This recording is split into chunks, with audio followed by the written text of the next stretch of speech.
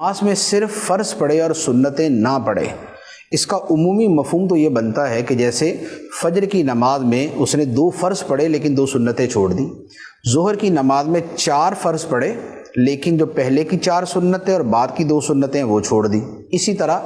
مغرب میں اور عشاء میں، عصر کے اندر تو سنتیں مؤکدہ ہوتی نہیں، سنتیں ہیں لیکن سنتیں غیر مؤکدہ ہیں۔ تو دیکھیں حکم یہ ہے کہ یہ جو نوافل ہوتے ہیں ان کی بڑی فضیلت ہے، ان کی بڑی عظمت ہے، اور قیامت کے دن اگر بندے کے فرضوں میں کچھ کمی رہ جائے گی، جیسے بھولے سے کسی آدمی نے بے وضو نماز پڑھ لی تھی، اس کو نہیں پتہ چلا، یا ناقص انداز کے اندر اس نے فرض پڑھے تھے، تو اللہ تعالیٰ ان سنتوں اور نوافل کے ذریعے اس کے فرضوں کی کمی پوری فرمائے گا۔ تو انہیں متممات اور مکملات کہا جاتا ہے کہ یہ فرائض کی تکمیل کرنے والی ہیں، یہ ان کو پورا کرنے والے ہیں۔ تو لہٰذا یہ سنتیں اور نوافل یہ بڑے اہم ہیں اور ان کے بڑے فضائل ہیں۔ احادیث طیبہ کے اندر یہ جیسے مثال کے طور پہ فجر کی سنتیں، اس کے بارے میں تو یہاں تک فرمایا گیا ہے کہ اگرچہ دشمن کے گھوڑے تم پہ حملہ بھی کر دے تب بھی یہ سنتیں ادا کرو، فجر کی سنتیں۔ اور جو باقی سنتیں ہیں ان میں بھی اپنی اپنی ان کی فضیلتیں بیان کی گئی، اور نبی پاک صلی اللہ تعالیٰ علیہ وسلم کا وہ معمول تھی، حتیٰ کہ نبی پاک علیہ السلام سفر و حضر میں یہ سنتیں ادا فرماتے تھے۔ تو لہذا سنتیں اور نوافل ترک نہیں کرنے چاہیے۔ اچھا، اب یہ ہے کہ بالفرض اگر کوئی ترک کرتا ہی ہے تو اس پہ حکم شرعی کیا ہے؟ تو اس کا جواب یہ ہے کہ جو نوافل ہیں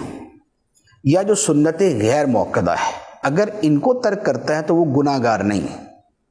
ایک فضیلت کا عمل تھا اس نے چھوڑ دیا۔ لیکن اگر سنت مؤکدہ ترک کرتا ہے، سنت مؤکدہ کون سی ہیں؟ ظہر سے پہلے، فجر سے پہلے کی 2،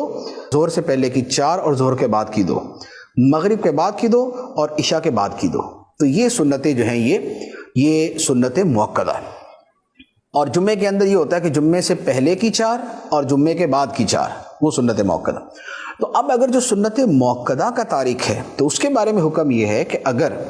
وہ ایک آدھ مرتبہ کبھی کبھار چھوڑ دی تو اس پر گناہ نہیں ہے۔ ہاں، اس سے پوچھا جائے گا کہ کیوں چھوڑی،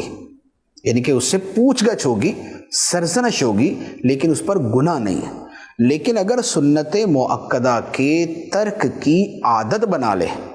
کہ بار بار چھوڑتا ہے، بار بار چھوڑتا ہے، تو یہ جو سنت مؤکدہ کا ترک ہے یہ گناہ ہے، پھر اس پر گناہ ہوگا، اور پھر گناہ جو ہے وہ بہرحال عذاب کے مستحق ہونے کا سبب بنتا ہے۔ البتہ اس میں ایک اور صورت بھی ہے، وہ فقہاء کرام نے جو بیان فرمائی ہے وہ بڑی سخت صورت ہے۔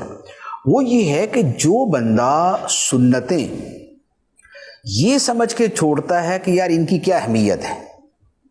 تو اس پر فقہاء کرام نے کفر کا حکم دیا ہے کہ اس نے سنتوں کی تخفیف کی ہے، توہین کی ہے، انہیں معمولی اور ہلکا سا سمجھا ہے، تو اس پر بڑا سخت حکم ہے۔ اب جو لوگ عادتاً سنت مؤکدہ ترک کرتے ہیں، نہیں نہ نفل پڑھنی، نہ سنت غیر مؤکدہ، نہ سنت مؤکدہ، اور بس فرض، تو جو بالکل ہی ایسا معمول بنا لے تو ان کے بارے میں بڑا اندیشہ ہے کہ کہیں یہی وہ ہلکے پن والا اور یہ اس طرح کا ان کے دل کے اندر معنی و مفہوم نہ ہو کہ جس کے اوپر اتنا سخت حکم لگتا ہے۔ تو لہذا سنت ترک نہیں کرنی چاہیے، بلکہ یہ جو 12 سنت مؤکدہ ہیں ان کو ادا کرنے پر جنت کی بشارت ہے، اور انہیں ترک کرنے پر شفاعت سے محرومی کی وعید ہے۔